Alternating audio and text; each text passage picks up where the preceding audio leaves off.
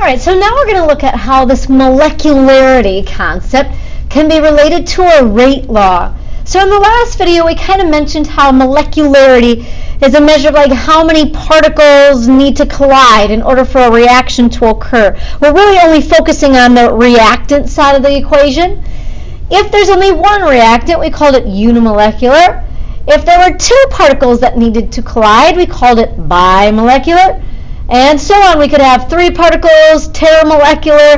And after that, we said, it becomes unlikely that you could have 4, 5, 6 particles that all collide in the proper orientation with the proper amount of energy to form any kind of a reaction and new products.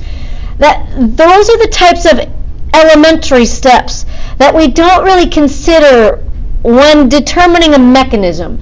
They're unlikely. It's unlikely that you'd really collide 4 or 5 molecules with the right energy in the right orientation. And so, again, when we see those steps in a reaction mechanism, we start thinking, maybe that mechanism might not be the most likely way of getting from reactants to products. Okay, so in this chart here, some of this kind of looks familiar then. The molecularity, we've done that. But now they're going to try to relate that to a rate law. So if you have something like this first option, A produces products, whatever A might be, some reactant. If there's only one mole or one molecule, we're going to call that first order. Now here they left out the 1, which is totally fine. Or if that bothers you, you can put a little 1 in there. If we have 2A, 2 moles of A, or 2 molecules of A, that need to react and form products, we're going to call that second order. So we're writing a rate law based on the molecularity of an elementary step, one of these little equations that might add up to the overall equation. If I have something like this third option, I've got A plus B producing products. There's 1 mole or 1 molecule of A and B. We're going to call them both first order. Again, if it bothers you, you can put a little 1 in there. If we have something like this next option, 2A plus a B, we're going to say A to the second, B to the first. And so on. So now these rate laws are written based on the molecularity of that elementary reaction. And again, we could have A plus B plus C, and if there's 1 mole or 1 molecule of each, we'll call that first order for all A, B, and C. Okay, so here's where we're going to use this. Because right now you're like, okay, that's a little funky. I mean, I get it. The order is just based on the equation, the original elementary step. But you're probably thinking, when on earth am I ever going to use this, and why do I care? This. Here's what they're going to do. They're going to give us proposed mechanisms, a series of reactions, elementary steps, that might get us from reactants to products. But again, does this reaction occur in 1 step, 2 steps, 3 steps? I don't know. When we evaluate a proposed mechanism, all we can do is say, yes, this is possible, or no, this is definitely not possible. From there, it's impossible to say exactly which mechanism is correct. That's all we can really do is to say, nope, this one is for sure not correct, but these could both be possibilities. Here are the requirements of a potentially correct mechanism. Number 1, if you add up all the elementary steps and you cancel any like terms on both sides, you should get the overall balanced equation. You should get the correct reactants, the correct products, and the correct stoichiometry. Okay, so here's the number 1 thing we're looking for. If we add the elementary steps, canceling like terms, we should get the balanced equation. Number 2. Now, often, they're going to list one of the elementary steps as being slow.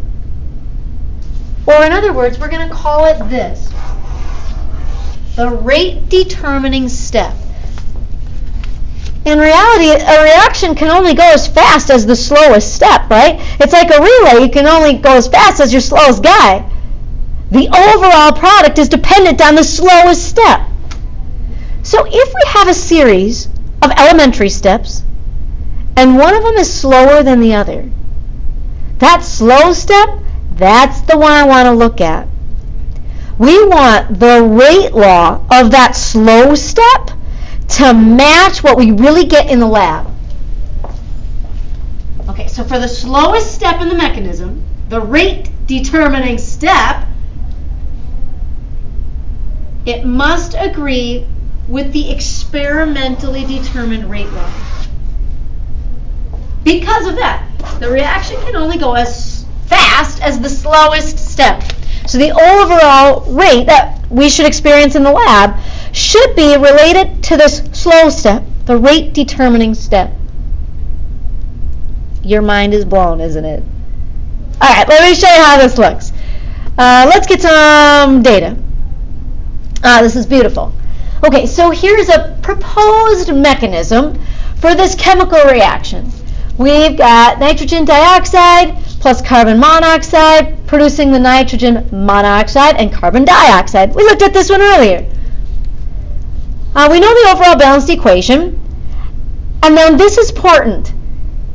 We've been given the rate law as determined from experimentation. This is important. In the lab, here's the rate law that we really experienced. We came up with a rate law that shows this should be second order with respect to the nitrogen dioxide. Now, they didn't put the other reactant in there, which makes me think it must be zero order. They could have put it in here like this.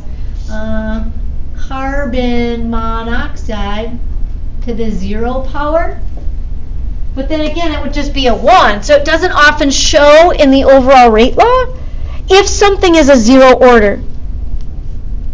Okay, so now according to lab data, because that's the only way we can determine those little orders, if I changed the concentration of the carbon monoxide, it didn't affect the rate, which is why they didn't even include it. And from experimentation, if I, say, doubled the concentration of the nitrogen dioxide, the rate went up by 4 times. Second order. The only way you can determine those individual orders is by experimentation. If I change the concentration of a reactant, how does that affect the rate? Okay, so that's important. They're giving us that. They'll always give you that data because it would have to come from the lab, which if you're not in the lab, they have to tell you. Now, they'll also give us a proposed mechanism, which is kind of the same one that we saw earlier. They'll also list if one step is slower than the other ones. So here this first step is listed as slow. That could be important because, again, this reaction can only go as fast as my slowest step. Okay, so here are the 2 requirements. For this mechanism to be appropriate, to be a possibility, number 1, the sum of the elementary steps needs to give the overall balanced equation. So all you got to do is look for any like terms on both sides, cancel them out. And so we had kind of said that, here there's 2 nitrogen dioxides on the reactant side, but we end up producing 1. So we could simplify this. Let's cancel 1 of each. The other thing that we mentioned was that on the first step you're forming NO3, but that appears nowhere in the balanced equation. Because in the second step, it's consumed. It's called an intermediate. An intermediate is really something that doesn't appear in the balanced equation. You'd have no clue that you formed this secret special molecule at the end of the first step. Because in the next step, it gets used up. So we can cancel that. Intermediates are produced and consumed. So now if I look at everything that's left, it does match the balanced equation. So number 1 requirement is a yes. Does the sum of the elementary steps give the overall balanced equation? Yes, it does. Fabulous. Requirement 2. Does the mechanism agree with the experimentally determined rate law? Okay, so here's what we're going to do. We're only focusing on the slow step. So we're going to focus on this guy. Because again, what we experience in the lab should really match the rate law of the slowest step. We're going to write a rate law based on the molecularity of that slow step. So the slow step was this, NO2 plus NO2 forming NO3 plus NO. That was the slow step. Okay, so kind of like on the last slide, we're going to write this rate law based on the molecularity. Don't overthink it. It's going to look like this. R equals the rate constant times your reactant particles. I've got 2 moles or 2 molecules of NO2. So we're going to raise that to the second power. This is bimolecular.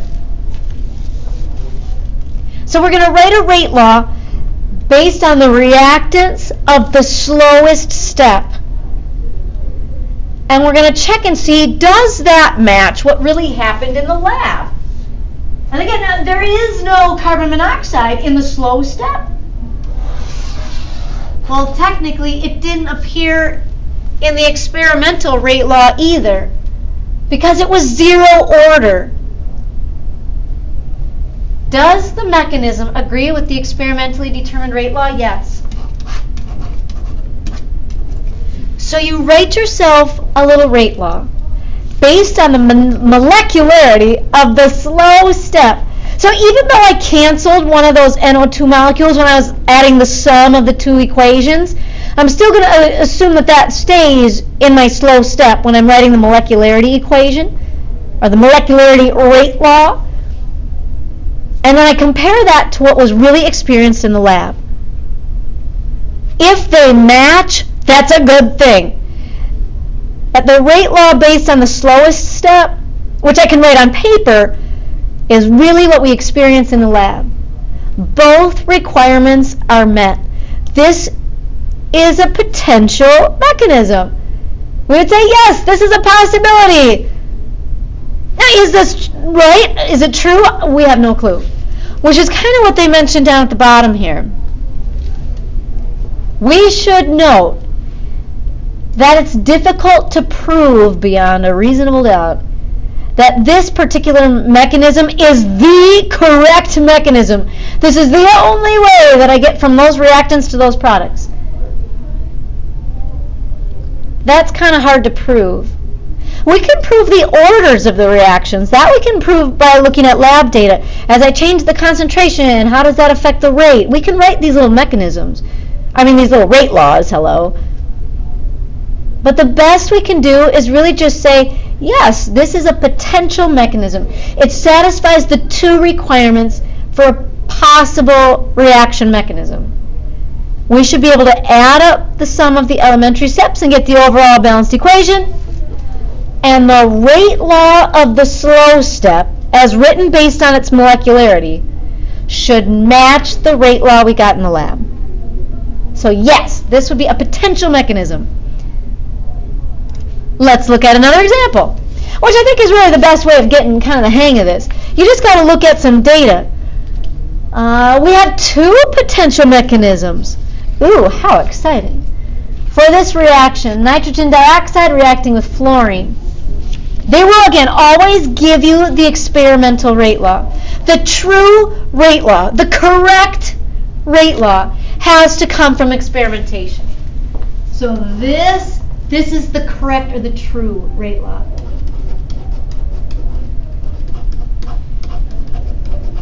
Or true rate law. That's the real deal. Now we've proposed these mechanisms and we'll see if they match. Number 1 rule, we should be able to add up these elementary steps and get the overall balanced equation. Okay, let's see what we got. Okay, I want these guys. So I've got 2 nitrogen dioxide. I want that. And I want a fluorine. F2. Yep, I got that. Now look what happens on the product side. You form the NO2F, and you form another one in the second step. Oh, I want that. Excellent. We have an intermediate. We form a fluorine atom, but then we use it in the next step. This guy is an intermediate.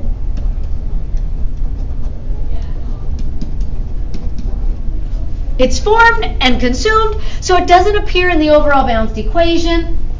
This one's legit so far. If I summarize this, I would have the 2 nitrogen dioxide on the reactant side, along with the F2 fluorine. And on the product side, I have 2 of the NO2F. So far, so good. It matches the overall balanced equation. Second requirement, if I write a rate law based on the molecularity of the slow step, it should match what we really experience in the lab. We're only looking at the slow step, because again, the reaction can only go as fast as the slowest step. And they will mark that in for you. They will indicate which step is slow and which steps are faster. They'll always tell you that. Because again, that would be something that could only be determined in the lab. Okay, so let's write a rate law based on the slow step. Based on the slow step, R equals K times concentration of the reactant, NO2. There's only one of them, so we'll raise it to the first. And F2, first order. There's one of them. So here's what I would get based on the slow step, the molecularity of the slow step. We're only looking at the reactants. And then I check and see, does that match the experimental rate law? Well, by golly, it does. Check. This is a good mechanism. Which of the following is an acceptable mechanism? This one's good. We'll say acceptable. Wahoo! It matches the 2 rules of an acceptable mechanism. You got to get the overall balanced equation and the rate law of the slow step based on its molecularity needs to match what was really achieved in the lab. So far, so good. Let's check the second one. All right, let's see what we got here. Let's add these 4, holy moly, 4 elementary steps. Okay, there's a lot going on here. But on the reactant side, ooh, interesting. I see 1, 2, 3 of these NO2 molecules. Ah, I only want 2. Look what shows up on the product side. Oh. Well, we could simplify that. Let's keep 2. And let's maybe cancel these guys. Now, on the reactant side, you could cancel any one of those. We're using 3 moles, but we're producing 1. We get 1 back. All right, so we got that simplified. I've got the 2 NO2, I like that. I've got the fluorine. Yep, I got that. There it is. I want fluorine on the reactant side. We got a lot of other stuff going on here, don't we? But I see some intermediates. Look at this O oxygen atom. Obviously, that is nowhere in the original balanced equation. Let's get rid of it. There's 1 formed, there's 1 consumed. That's an intermediate. How about that NO3? I don't want that in the balanced equation. But it's formed, and then it's later consumed. It's gone. It's an intermediate. Same thing with this goofball. NOF. NOF is not in the overall balanced equation. But I form some and I consume some. It's gone. We've got 3 intermediates here. Okay, so now let's see what's left. NOF2. I don't want that. But thankfully, again, it's formed and consumed. There's another intermediate. Good Lord. You got to be kind of careful, because what we want is this guy. They look really similar, don't they? We want the NO2F, not NOF2. So what did we have? Like 1, 2, 3, 4 intermediates. They're all things that are formed and then consumed in a later step. And we could simplify some of those nitrogen dioxides. So what's left? Actually, this is the balanced equation. I got the 2 NO2, I got the fluorine, F2, and I got the 2 NO2F. That's what I wanted. Okay, so far this checks out. Yes, we're getting the overall balanced equation. So now again, we look at the slow step. And we're going to write ourselves a little rate law based on its molecularity. K times NO2 to the first and F2 to the first. And what do you know? It checks out. This is also an acceptable mechanism. Acceptable. Based on the slow step, the rate laws match. What I would write on paper is actually what I'm getting in the lab. They're both acceptable. Oh, interesting. Now, is one more acceptable than the other? Who knows? Maybe we'd say, well, the chance of 4 reactions all occurring together at the same place in the same time and all the collisions are happening in the right order, maybe that's a little more unlikely. So maybe mechanism 1 is a little more likely. There's just less going on. But they're both acceptable.